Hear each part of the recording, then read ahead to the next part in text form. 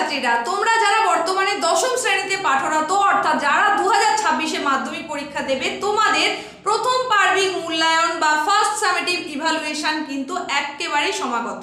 আর তোমাদের এই প্রথম পার্বিক মূল্যায়নের জন্যই ভূগোল বিষয়ের অতি গুরুত্বপূর্ণ কিছু প্রশ্নের সাজেশন নিয়ে চলে এসেছি আমি তোমাদের এসপি ম্যাম।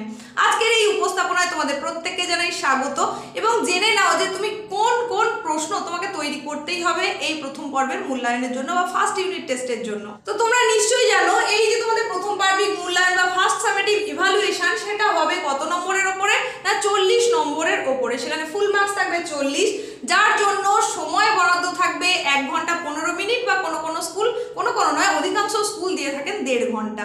তাহলে এই 1.5 ঘন্টা সময় তোমাকে 40 নম্বরের পরীক্ষা দিতে হবে ফার্স্ট ইউনিট টেস্ট, সেটা সমস্ত সাবজেক্টের জন্য। যদিও আজকে তোমাদেরকে আমি ভূগোল বিষয়ের প্রশ্নের কথাই বলতে চলে এসেছি। তো তোমাদের এই ভূগোল বিষয়ে দশম শ্রেণীর ফার্স্ট সামেটিভ ইভালুয়েশনের সিলেবাস কি রয়েছে এবং সেখানে নম্বর বিভাজন কি রকম আছে সেটা তোমাদের একটু দেখিয়ে দিই। দেখো তোমাদের এই ফার্স্ট ইউনিটের সিলেবাসে রয়েছে কি মাত্র 2টো অধ্যায় রয়েছে। এই 2টো অধ্যায়ের মধ্যে একটা হচ্ছে প্রাকৃতিক ভূগোলের অধ্যায়, একটা আঞ্চলিক ভূগোলের অধ্যায়।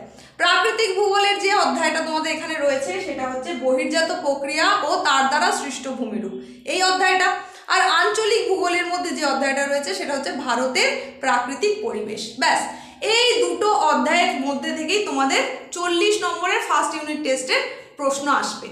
এবার সেখানে নম্বর বিভাজনটা কেমন হয়েছে সেটা জেনে নাও। এই অংশটা খুব ভালো করে লক্ষ্য করো, একদম একটা ছকের আকারে আমি তোমাদের বোঝানোর চেষ্টা করেছি। দেখে নাও সিলেবাসটা কি আছে, নম্বর বিভাজনটা কেমন আছে।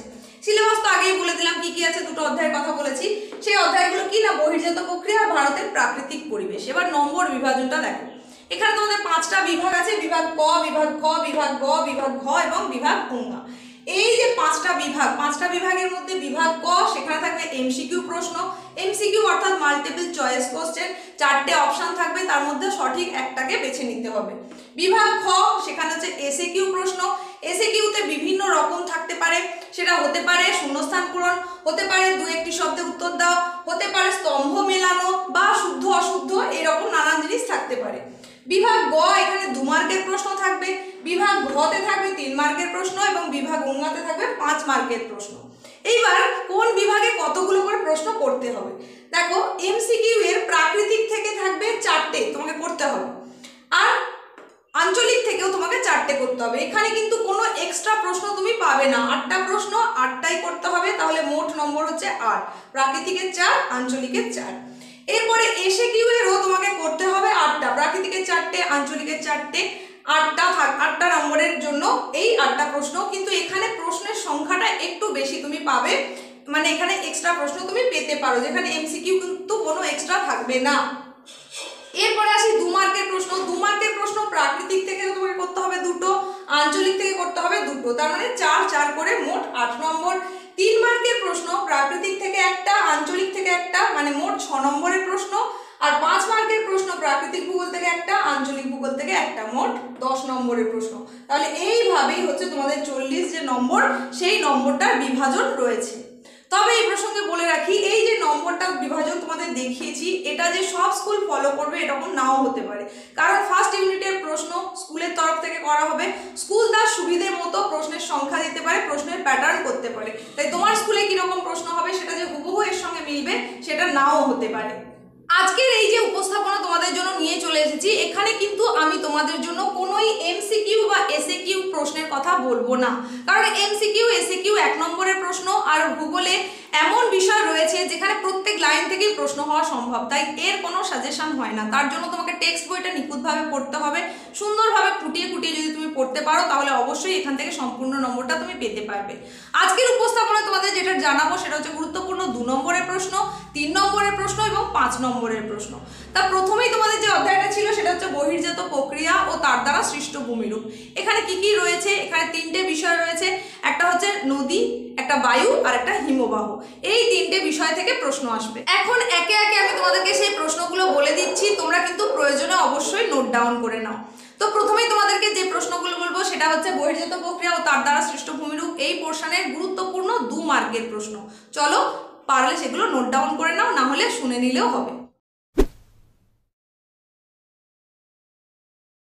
অতি অবশ্যই যে প্রশ্নগুলো তোমাকে দেখতেই হবে, তৈরি করতেই হবে। সেই প্রশ্নগুলো এবার শুনে নাও। বহির্জাত প্রক্রিয়া, হিমশৈল, বার্গস্ট্রুন, ঝুলন্ত উপত্যকা, পলল ব্যজনী, গ্রাবরেখা, রসে মোতানে, ড্রামলিন, হিম প্রাচীর, ষষ্ঠ ঘাতের সূত্র, বারখান, সার্ক, জলবিভাজিকা, জলচক্র, ধারণ অববাহিকা, নদী অববাহিকা, লোয়েস, মিয়েন্ডার, বদ্বীপ, তারই সঙ্গে দেখবে মোনাডনক, পর্যায়ন, কিউসেক ও কিউমেক, তারই সঙ্গে দেখতে হবে মহাদেশীয় হিমবাহ, হিমরেখা, মরুদ্যান, ফিয়র্ড। হয়তো একটা না বলে গেলাম বলে তোমার মনে হতে পারে প্রচুর প্রশ্ন, কিন্তু না, এই প্রশ্নগুলো 2-1 লাইন করে তোমাকে একটু দেখে নিতে হবে।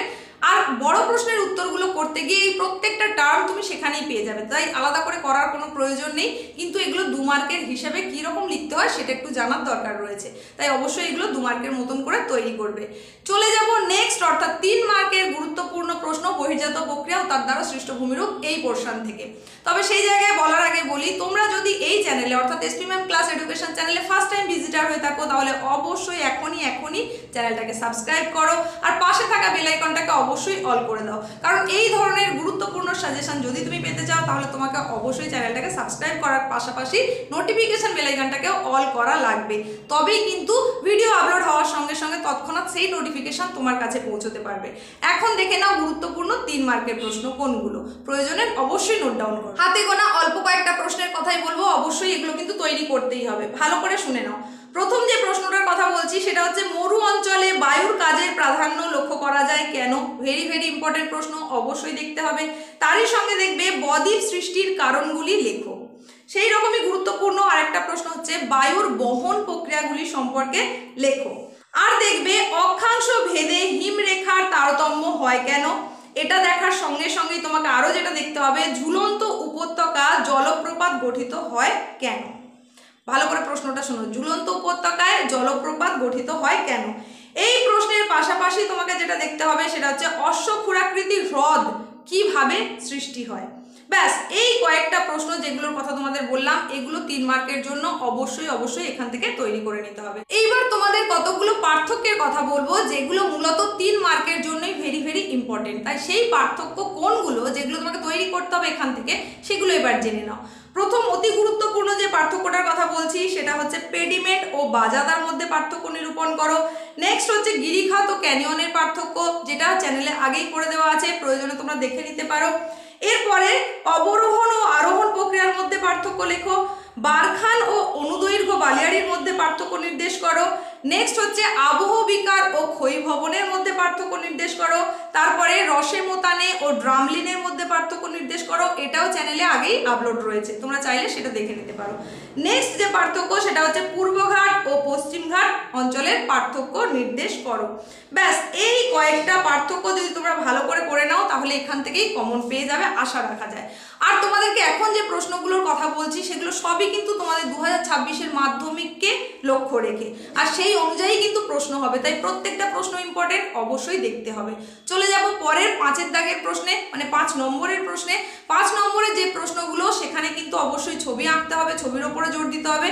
ছবি শুধু আঁকলেই হবে না, সেটা কিসের ছবি লিখে দিতে হবে এবং বক্স করে ছবিটাকে ঘিরে দেবে, সম্ভব হলে অবশ্যই উদাহরণ দেবে, আর তাহলেই কিন্তু সম্পূর্ণ নম্বরটা তুমি পেতে পারবে। মাত্র 2 থেকে 3টে তোমাদেরকে বলবো এই 5 নম্বরের প্রশ্নের জন্য, যেগুলো তোমাকে অতি গুরুত্বপূর্ণ হিসাবে করতেই হবে। তোমাদের এইবারের ফার্স্ট ইউনিট এমনকি টেস্ট এমনকি ফাইনালের জন্য অতি গুরুত্বপূর্ণ যে প্রশ্নটা, মানে ভেরি ভেরি ইম্পর্টেন্ট প্রশ্ন, সেটা হচ্ছে নদীর ক্ষয় অথবা সঞ্চয় কার্যের ফলে সৃষ্ট ভূমিরূপ চিত্র সহ বিবৃত করো। ভীষণ ভীষণ ভীষণ গুরুত্বপূর্ণ প্রশ্ন। নদীর ক্ষয় এবং সঞ্চয় দুটো একসঙ্গে পড়ে না, যে কোনো একটা আসতে পারে, ক্ষয় অথবা সঞ্চয়, তো তোমরা সেটা তৈরি করে নেবে। আর চ্যানেলে কিন্তু নদীর ক্ষয় কার্যের ফলে সৃষ্ট ভূমিরূপ এই সম্পর্কে আগেই ভিডিও আপলোড হয়ে গেছে, সেখানে কি কি ছবি আঁকতে হতে পারে, কীরকম ভাবে করলে উত্তরটা সম্পূর্ণ ঠিকঠাকভাবে হবে, সমস্তটাই তোমরা জানতে পারবে, চাইলে সেটা দেখে নিতে পারো। আজকের ভিডিওর ডেসক্রিপশন বক্সেও লিঙ্ক পেয়ে যাবে, সেখান থেকেও দেখে নিতে পারো। এর পরের গুরুত্বপূর্ণ যে প্রশ্নটা বলবো সেটা হচ্ছে বায়ু থেকে গুরুত্বপূর্ণ প্রশ্ন। বায়ুর ক্ষয় কার্যের ফলে সৃষ্ট ভূমিরূপ, বায়ুর সঞ্চয় কার্যের ফলে সৃষ্ট ভূমিরূপ, বায়ু ও জলধারার মিলিত কার্যের ফলে সৃষ্ট ভূমিরূপ। 3টে প্রশ্নের কথা বলেছি, 3টেই যে একসঙ্গে আসবে এরকম নয়, যে কোনো একটা আসবে। এর মধ্যে বায়ুর ক্ষয় কার্যের ফলে সৃষ্ট ভূমিরূপ, এটা 2024-এ কিন্তু পড়ে গেছে। নেক্সট চলে আসবো হিমবাহের কার্যের ফলে সৃষ্ট ভূমিরূপ, সেটা কি? না হিমবাহের যেটা ক্ষয় কার্য সেটা কিন্তু 2025-এ এসে গেছে, সুতরাং সেটা তোমাদের জন্য খুব একটা ইম্পর্টেন্ট নয়। যেটা ইম্পর্টেন্ট সেটা হচ্ছে হিমবাহের সঞ্চয় কার্যের ফলে সৃষ্ট ভূমিরূপ, তাছাড়া তার সঙ্গে দেখে রাখবে হিমবাহ ও জলধারার মিলিত কার্যের ফলে সৃষ্ট ভূমিরূপ। ব্যাস, তিনটে পোর্শন থেকে আমি 3 রকমের প্রশ্ন বলে দিলাম, নদী, হিমবাহ এবং বায়ু থেকে। এই প্রশ্নগুলোই যদি তুমি করে যাও তাহলে তোমার স্কুলে যে প্রশ্নই আসুক না কেন অবশ্যই সেখানে কমন পাবে। চলে যাব আমরা পরবর্তী অধ্যায়, অর্থাৎ ভারতের প্রাকৃতিক পরিবেশ। এই অধ্যায় ভারতের প্রাকৃতিক পরিবেশ, এখান থেকে গুরুত্বপূর্ণ যে প্রশ্নগুলো তোমাকে দেখতে হবে 2 নম্বরের জন্য, এখন সেগুলো জেনে নাও। অবশ্যই দেখতে হবে তরাই, দুন, আম্রবৃষ্টি, খাদার ও ভাঙ্গর। তারই পাশাপাশি অবশ্যই দেখবে সেটা হচ্ছে নদী পরিকল্পনা, অন্তর্বাহিনী নদী, জেট স্ট্রিম, তার সঙ্গে দেখবে মালনাদ, ময়দান, কয়াল, বহুমুখী নদী পরিকল্পনা, তার সঙ্গে দেখবে স্বাভাবিক বাঁধ, ঝুম চাষ, তার সঙ্গে দেখে রাখবে লেগুন, আধি, অরণ্য সংরক্ষণ, রেগুর মৃত্তিকা, ম্যানগ্রোভ অরণ্য। এই প্রশ্নগুলো তোমরা অতি অবশ্যই এখান থেকে 2 মার্কের জন্য খুব ভালো করে তৈরি করবে। এরপরে চলে যাব গুরুত্বপূর্ণ 3 মার্কের প্রশ্নে। গুরুত্বপূর্ণ 3 মার্কের প্রশ্ন হিসেবে যেগুলো দেখতেই হবে সেটা হচ্ছে ল্যাটেরাইট মৃত্তিকার বৈশিষ্ট্য, খুব ভালো করে দেখবে। তার সঙ্গে সঙ্গে ভারতের জলবায়ুর নিয়ন্ত্রক সম্পর্কে যা জানো এটা দেখবে। ভারতের জলবায়ুর উপর জেড বায়ুর প্রভাব, ভীষণ ভীষণ ইম্পর্টেন্ট প্রশ্ন, অবশ্যই দেখবে। তার সঙ্গে দেখবে ভারতের মৃত্তিকা শ্রেণী বিভাগ, এটা 3 নম্বরের জন্য খুব গুরুত্বপূর্ণ। তার সঙ্গে দেখবে অতিরিক্ত ভৌমজল উত্তোলনের কি প্রভাব সেটা সম্পর্কে। তারই সঙ্গে দেখতে হবে ভারতের স্বাভাবিক উদ্ভিদের শ্রেণী বিভাগ এটা। আর তার সঙ্গে দেখবে শীতকালে করমণ্ডল উপকূলে বৃষ্টিপাতের কারণ বর্ণনা করো। গুরুত্বপূর্ণ 3 নম্বরের প্রশ্ন হিসেবে এগুলোই দেখবে। তার সঙ্গে কয়েকটা পার্থক্যের কথা বলবো যেগুলো অবশ্যই এখান থেকে তোমাদেরকে দেখতেই হবে। এবার জেনে নাও সেই পার্থক্যগুলো কোনগুলো।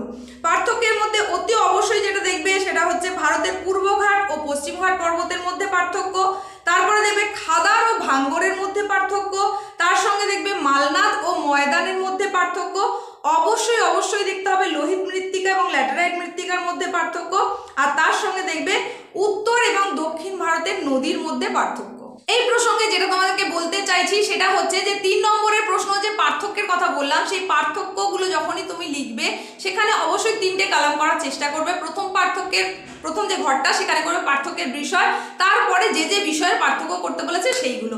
এইভাবে যদি তুমি উত্তরটা লেখো অবশ্যই উত্তরটা সুন্দরভাবে পরিবেশন হবে, পরীক্ষক খুশি হয়ে তোমাকে সম্পূর্ণ নম্বর দেবেন। তাছাড়া পার্থক্যের বিষয় বলে যে পয়েন্টগুলো করবে তোমার কিন্তু শুধু সেইটুকু মনে রাখলেই বাকি পার্থক্যটা ইজিলি তুমি লিখে ফেলতে পারবে। তাই এইভাবে অবশ্যই করবে। চলে যাব ভারতের প্রাকৃতিক পরিবেশ, এই পোর্শনের গুরুত্বপূর্ণ 5 মার্কের প্রশ্ন।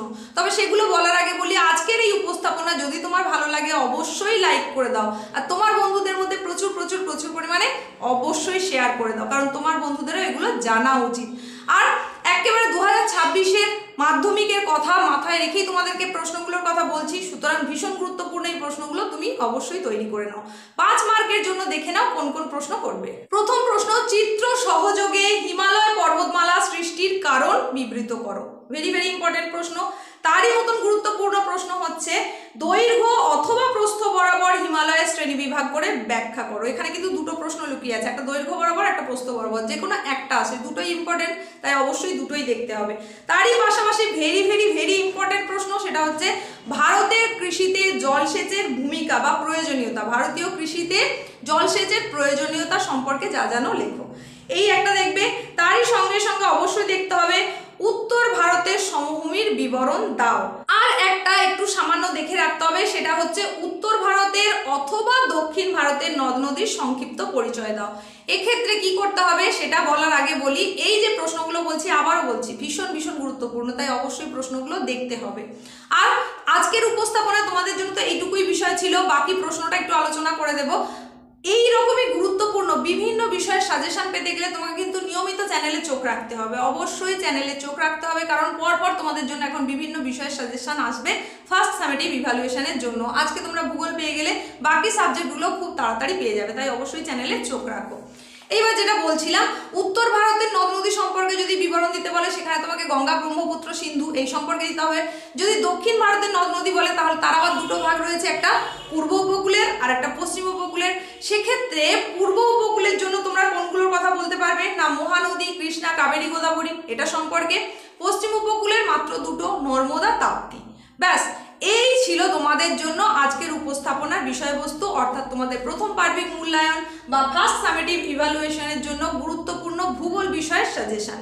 প্রশ্নগুলো অবশ্যই ভালো করে তৈরি করে নিও। প্রত্যেকে ভালো থেকো।